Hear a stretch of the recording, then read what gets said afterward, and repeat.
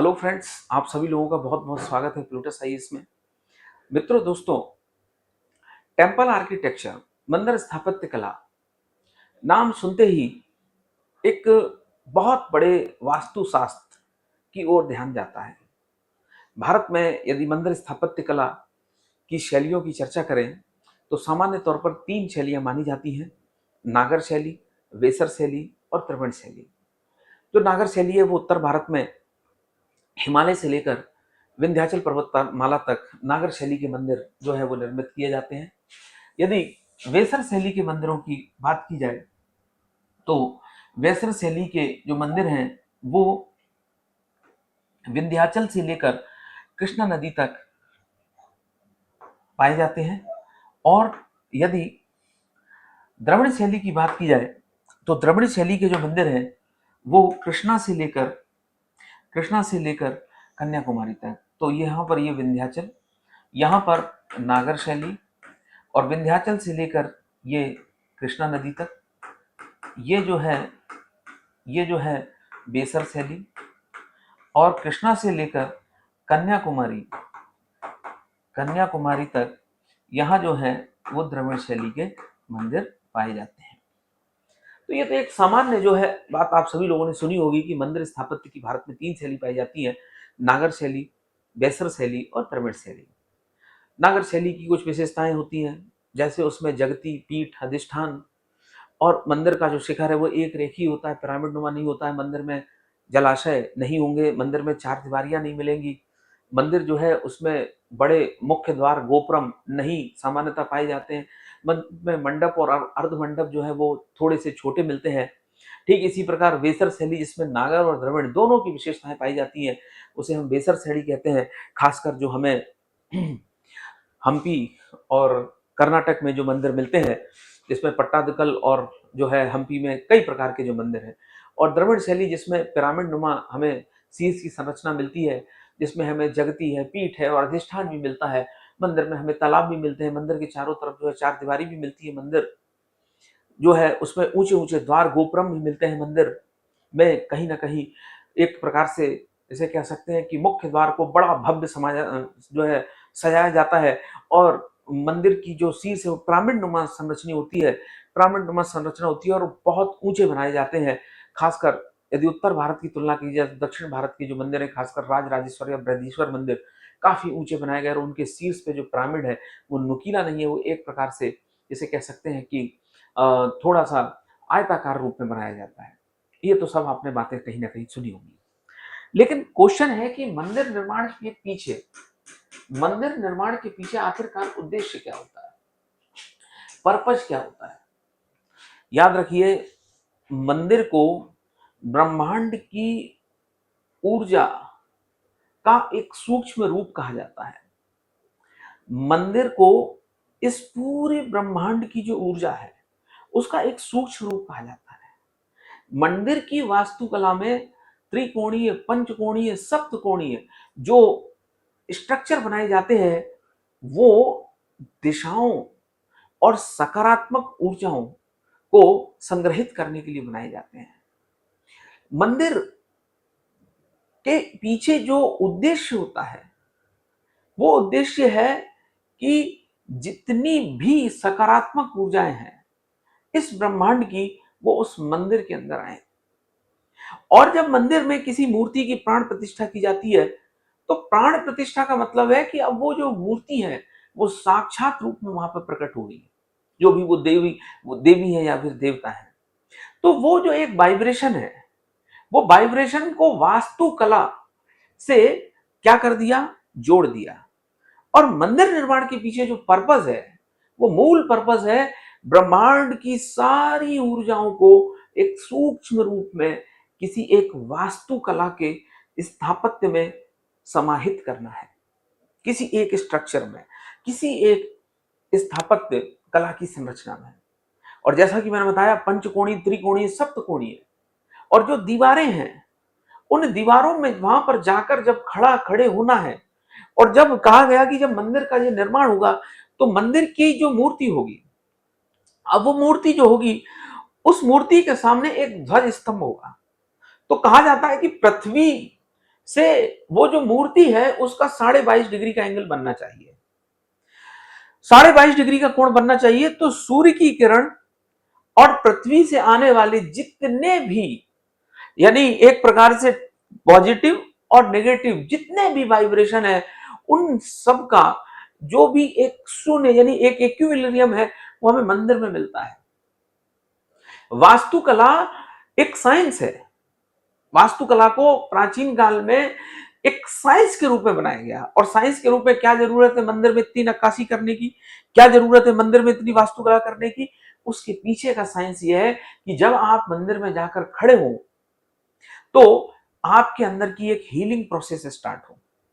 और फिर मंदिर में नाद यानी मंदिर में वेल घंटे जो है वो कहीं ना कहीं लगे होते हैं, और जब उनसे आवाज या ध्वनि कहीं ना कहीं जब आती है तो वो एक हीलिंग प्रोसेस के रूप में, वो जब दीवारों से टकराती है तो वो पूरी एक हीलिंग प्रोसेस है, जिसमें व्यक्ति की जो सकारात्मकता है वो कहीं ना कहीं सामने निकल के आती है। तो मैं फिर अपनी बात को दोहराते हुए आगे बढ़ता हूं कि मंदिर जो है ब्रह्मांड की जितनी भी ऊर्जा है उसका एक सूक्ष्म रूप है। मंदिर में जितनी भी सकारात्मक ऊर्जाएं हैं उनको क्या करना है, यानी आप मान के चलिए कि एक एपी सेंटर होता है। कोई भी, जैसे आइंस्टीन ने E=mc² कहा है, और कोई भी जो एक केंद्र होता है यानी सेंटर ऑफ ग्रेविटी होता है, किसी भी कोई भी पिंड होगा उसका एक सेंटर ऑफ ग्रेविटी होता है। तो ब्रह्मांड में जितनी भी ऊर्जाएं हैं उन ऊर्जाओं को कहीं ना कहीं एक केंद्र के रूप में, एक छोटे से सूक्ष्म के रूप में उन मंदिरों में समाहित करने का प्रयास किया गया है। मैं ये सिर्फ इतनी बात कहना चाहता हूं कि इसके पीछे का जो कंसेप्ट था टेम्पल आर्किटेक्चर के, वो ये था कि जब कोई भी भक्त है, साधक है, जब वो मूर्ति के सामने जाए और वो मूर्ति जिनकी प्राण प्रतिष्ठा हो चुकी है, तो वहां पर उसकी हीलिंग प्रोसेस चालू हो जाए।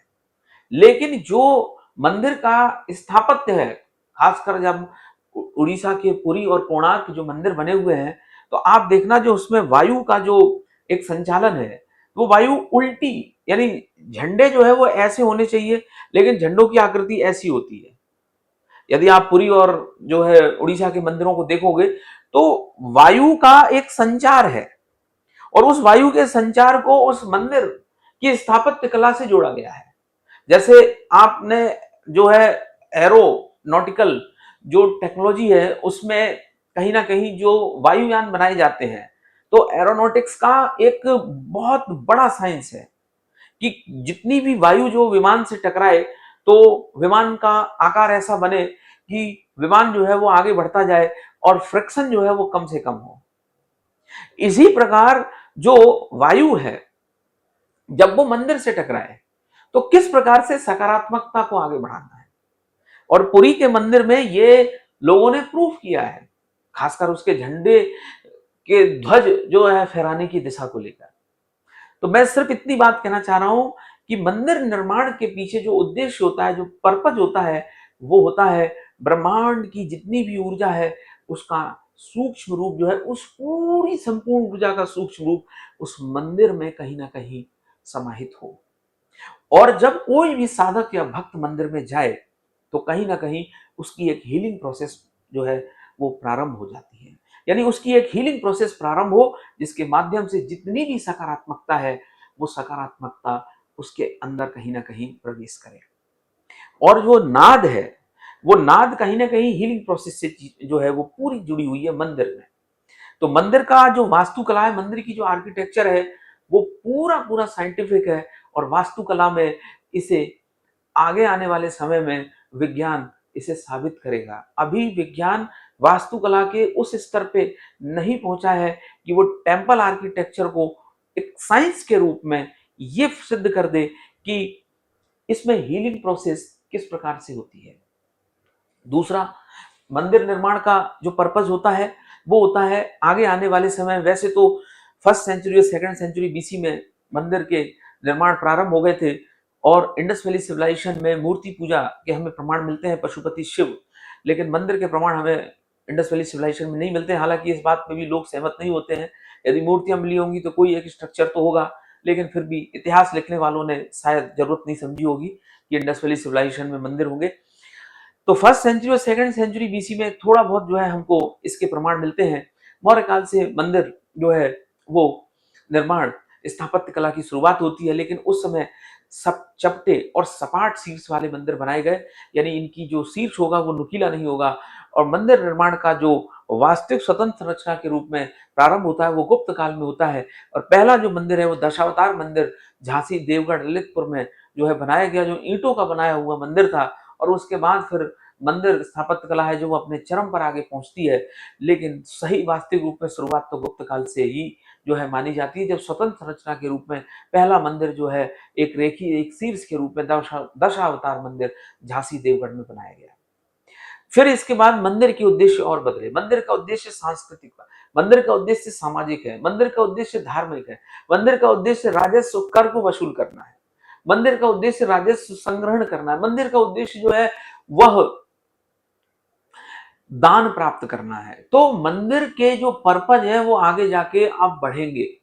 और मंदिर निर्माण का उद्देश्य क्या हो जाएगा, तो इसका उद्देश्य जो है सांस्कृतिक, यानी आगे आने वाले समय में यहाँ देवदासियां नृत्य करेंगी, यहाँ पर लोग अपनी सांस्कृतिक गतिविधियों को, अपने रिचुअल्स को पूरा करेंगे, बहुत सारे कर्म कांड होंगे, मुंडन होंगे, सांस्कृतिक क्रियाएं होंगी, लोग बैठेंगे, पूजा पाठ होगा, भक्ति होगी।